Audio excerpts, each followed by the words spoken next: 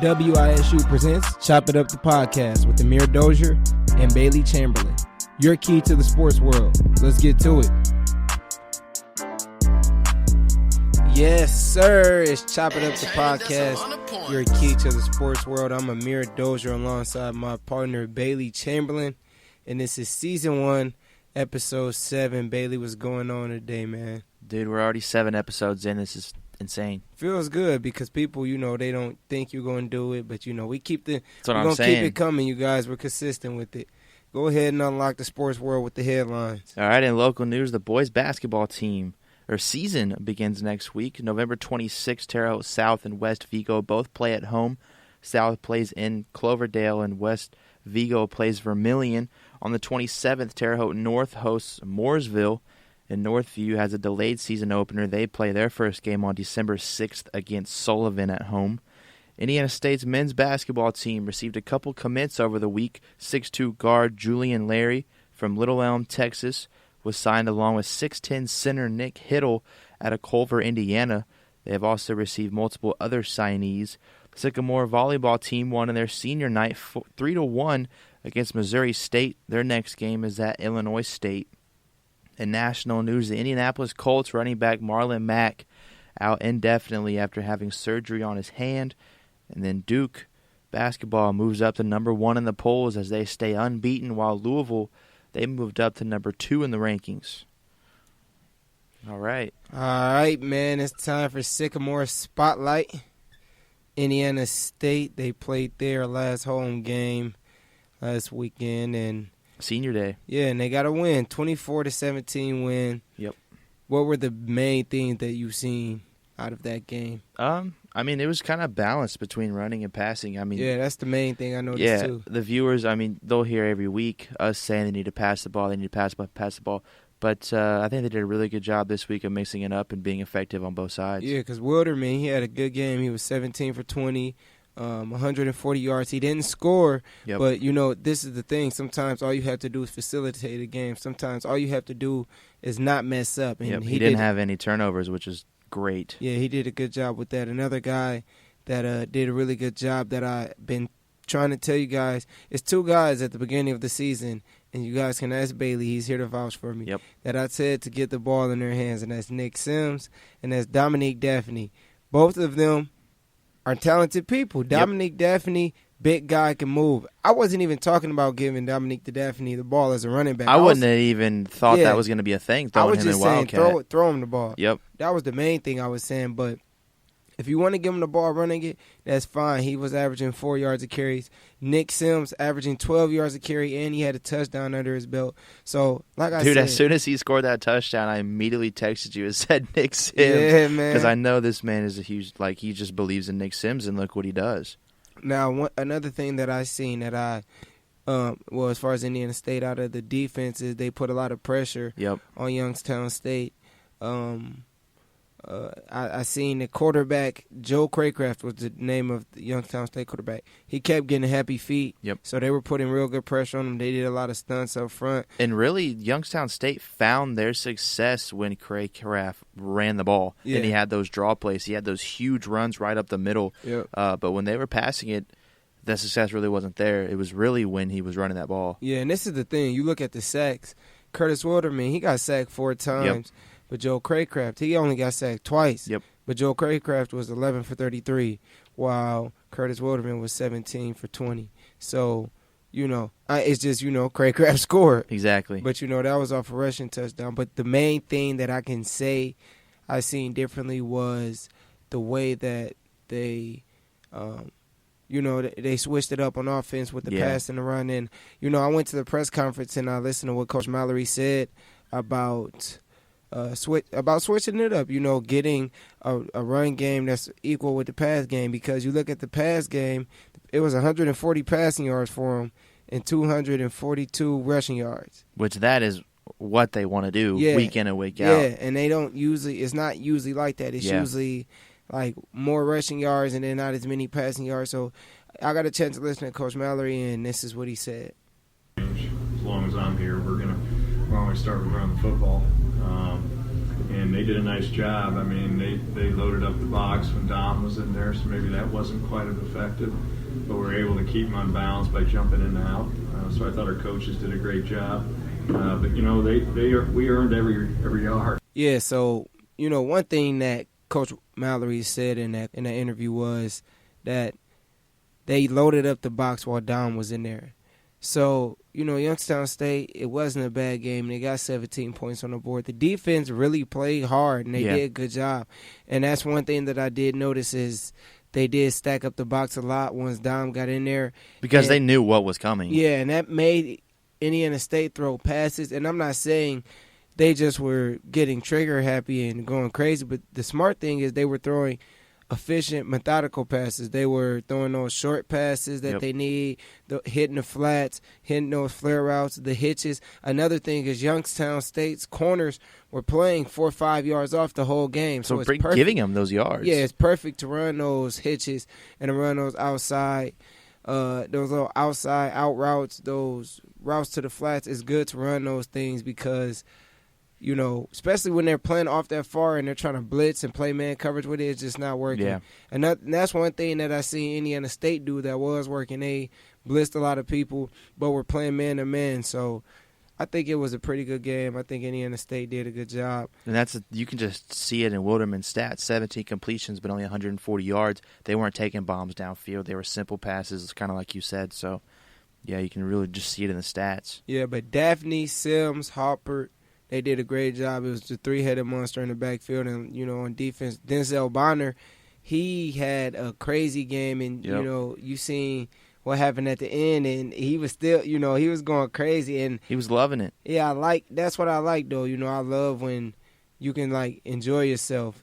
Bonner had 6 tackles on the day. Glasgow, 8, obviously, leading the team. He had the interception by Michael Thomas. Yep. And then Griffith, he tied at 8, too. So right. They did a good job. And, you look at the QB hurries, and that's important. People don't pay attention to that. Pressure is everything. If you're not going to get the hits, that's how you disrupt an offense. Yeah, you can at least rush. Yep. So, Moala had one of them, and Thompson had another one, and Glasgow had one. So that was all good. Another game that we went to was Ball State and Indiana State. Bankers Life Fieldhouse. Yeah, man. They played in Indianapolis. First of all, that was awesome. The last couple days have been a lot of fun. It was a better turnout than I thought. Oh yeah, for sure.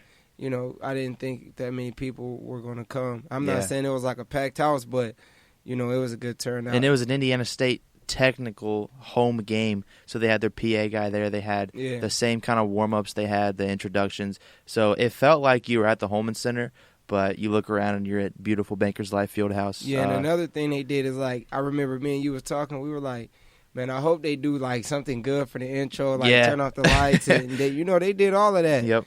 And, we got to be on the sideline, so we got to see, the funny atmosphere of the fans, talking crazy to the refs. Yep. We got to see a ref respond back to a fan. Man, right there in front of us talking because he was missing calls. And what the ref said, he was like, if you could tell me who it was, blah, blah, blah. Yeah, he was like, it was out on the Ball State player. He was like, you tell me who it was, then I'll agree with you. Just shut up, man. That makes me so mad that he even responds to the fans in general after, which he knows it was a bad call. They had all kinds of bad calls all night, but definitely didn't result in the loss. But the refs were missing calls, and Coach Lansing was getting mad about it. But yeah, but the Sycamores fell by 14. The score was 69-55. Yep. I'm looking up the attendance. It said it was 2,425 people in there. So, obviously that didn't fill up all of Bankers Life, but that's still a good turnout for an Indiana State game. Now, the thing is, going into halftime, they were down by a point. And they were right there. They had battled because they were down by as many as 9 in that first half. They had battled back to end that first half to bring it within 1 at halftime. And the start of that second half, shots weren't falling for Indiana State. Shots were falling for Ball State.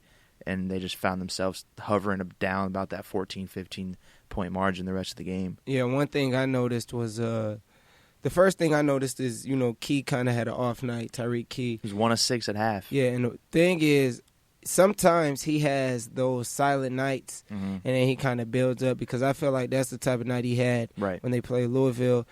So I just figured that's what I would see when they play Ball State. Yeah. So, 26-27 going in, Key really not having that good of a game. Then they come out and Ball State just is on fire. Yep. And another thing, and this is a big deal. Me and you kept talking about this, but Christian Williams, number 10, he played 14, 15 minutes, and he didn't take a shot the whole game. 0-0. And it didn't really, I'm not going to lie, it didn't seem like he played 14, 15 minutes. No. Because I remember all game I kept saying, why they keep taking out Williams? And then he started the ball game and then immediately went out. And then he sat out for a while because he was the first one out when they first subbed. Yeah. And then I remember you looking over at me and said, why are they playing Williams? And then when they finally got him in, I was like, all right, here we go.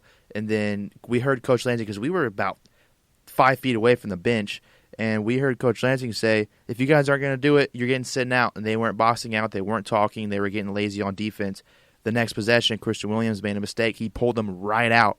So he didn't play a lot considering, compared to the other guys, but 15 minutes without even a shot attempt, it's like, man, where's your offense at? You know what I'm saying? It's just kind of frustrating with the skill that Christian Williams has at that point guard, 2-guard position. For him to not even take a shot the whole game is odd. Yeah, and somebody that, you look at Ball State and the talent they had, Tajay Teague. Yep, double-double. 6'8". The man had 10 rebounds, 22 points. Yep. And it's crazy because nobody on our team even hit 15. Nope. So, their defense was there for sure, and just the rebounding in general was there because there was nobody on Indiana State's team that had 10 rebounds. The person with the highest rebounds was the point guard, and that's Jordan Barnes, and he had 5. Yeah. So, that's not what you want to see, your point guard leading your team in rebounds when you have all the size that they have. With 5 at that. Exactly. So I got a chance, again, to go to the press conference with Coach Lansing after the game, and the number one thing I asked him is, rebounding seems like to be a problem. What is the biggest, what do you think is the reason for that? And this is what he said. Not blocking out. I think that's an effort play. I think it's a physicality going and hitting someone. We talked about those guys because they got guys that go to the offensive glass and are physical, and they had 7 offensive rebounds in an 8-minute stretch, and I thought that was really a key stretch of the game for them. But they had 10 on the game. That's not a crazy number, but I thought they had those things right in a row. And we get them hanging our heads when that stuff happens. You guard them, you get them to miss, then you don't get the rebound. There's some issues there. Yeah. Thanks, Coach. All right, so one thing he said is, they're just not boxing out. And, I'm not going to lie, size-wise, they weren't close to Ball State. I've seen Louisville in person. They weren't close to Louisville. But when you can box out and get positioned and play bigger and compete on the rebounding side, size is a factor, but if you want rebounds, you will get rebounds, and they didn't want them. And Coach Lansing kept getting mad about it. Again, we were right there at the bench. Giving up second chance points to teams is crucial because when you get a stop, you get a miss, rebound the ball, get it back up the other end of the court. Yeah. No, you give them a second chance opportunity because players are sitting there watching and not boxing out and getting that rebound. So it's super frustrating. And another thing is you look at some of the shots that they were putting up. Yep. I don't think all of them were bad shots. Sometimes they just weren't making them. It's the same thing against Louisville. Shots weren't falling. That's how it kind of was with Tyreke Key. I seen him slip a couple times, lost the ball a couple of times. And just looked not himself. It was weird. Yeah, it was odd. And that was with him. But it was also, other people that I've been hearing about Kapernick since the offseason, how he's supposed to be so good, but I haven't seen anything all year so far. Now, I haven't seen him play before. I don't know what he has to offer, but I'm talking about before this season. I haven't seen him play before. But as far as what I've seen this far into the season, I haven't seen much. Yeah, I haven't seen much. He had 4 points in a game against Ball State. So, and I want to see a